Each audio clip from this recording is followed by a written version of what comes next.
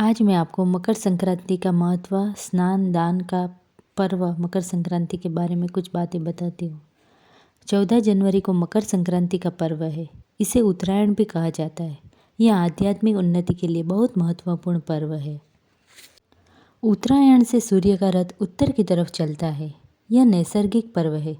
सूर्य नारायण जिस दिन मकर राशि में प्रवेश करते हैं उस दिन मकर संक्रांति का पर्व मनाया जाता है। इस दिन तिल, गोबर, गोजरण, तिलों का तेल और सप्तधान्य उपटन आदि का मिश्रण करके घोल बना लेना, फिर उसे लगाकर स्नान करना, यह पुण्य स्नान माना गया है।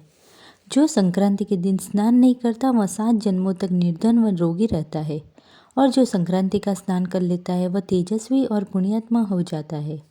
इस दिन सूर्योदय से पहले उठकर जल में तिल डाल के स्नान करता है, उसे 10,000 गोदान का फल मिलता है।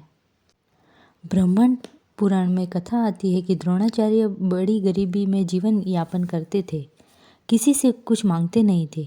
दुर्वासा ऋषि उनके घर गए। उस समय द्रोणाचार्य थे नहीं। उनकी धर्मपत्नी कृपी ने दुर्वासा ऋषि का यथाशक्ति आतिथ्य सत्कार किया। कृपी के चेहरे पर उदासी देख दुर्वासा ऋषि ने कहा, बेटी तुम इतनी उदास क्यों हो? कृपी ने कहा, प्रभु पतिदेव धनुर्विद्या में तल्लीन रहते हैं, उनका याचक व्रत है। घर में धन धान्य नहीं है, जब रखना भी नहीं, मांगना भी नहीं, तो फिर गुजारे के लिए घर में क्या होगा? घर में कम दूध देने वाली एक गाय है, उसका दूध दोकर छाछ आदि बना के उसी से गुजारा करती हूँ। दूसरी बात है कि मैं गोद खाली है तो वह भी कभी खटकता है। दुर्वासा शांत हुए कि इनके पास देने को तो कुछ है नहीं, फिर भी जगत का नियम है कि जो बोता है वह पाता है। तो बोने का सुंदर दिन खोज के ऋषि बोले, सूर्य मकर राशि में प्रविष्ट हो उस दिन अगर कोई साधारण व्यक्ति भी प्राण त्याग दे तो वह स्वर्ग में जाता है, कारण कि उसने शरीर दे दिया है। और यदि जीवित व्यक्ति इस दिन कुछ भी दे दे तो उसको अनंत गुना फल मिलता है।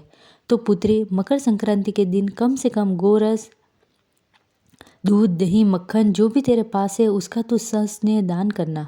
तेरा पुत्र प्राप्ति का संकल्प भी पूरा हो जाएगा और धन प्राप्ति का संकल्प भी पूरा हो जाएगा। कृपी ने ऐसा ही किया। दुनिया जानती है कि द्रोणाचार्य को फिर राज्य की तरफ से कितना सारा मिला, और उनके घर अर्थात कृपी की कोख से एक तेजस्वी महापराक्रमी बालक पैदा हुआ जिसका नाम था अश्वत्थामा, और 7 चिरंजीवियों में उनका नाम आता है। वे अब भी हयात है, कभी कभी नर्मदा किनारे किसी किसी को दर्शन देते हैं। इस दिन किया गया दान, पुण्य, जप, तप आदि सत्कर्म अनंत गुना फल देते हैं। जिसके पास जो हो उसका इस दिन अगर सदुपयोग करे तो वह बहुत बहुत लाभ पाता है।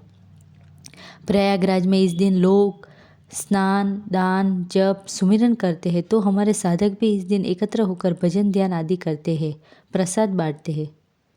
सबको इस दिन चित्त में कुछ विशेष ताजगी की नवीनता महसूस होती है। उत्तरायण के दिन से तुम्हारे चित्त प्रभावित होता है, तो उस प्रभाव का तुम फायदा उठाओ, इससे तुम्हारे जीवन का उत्कर्ष होगा।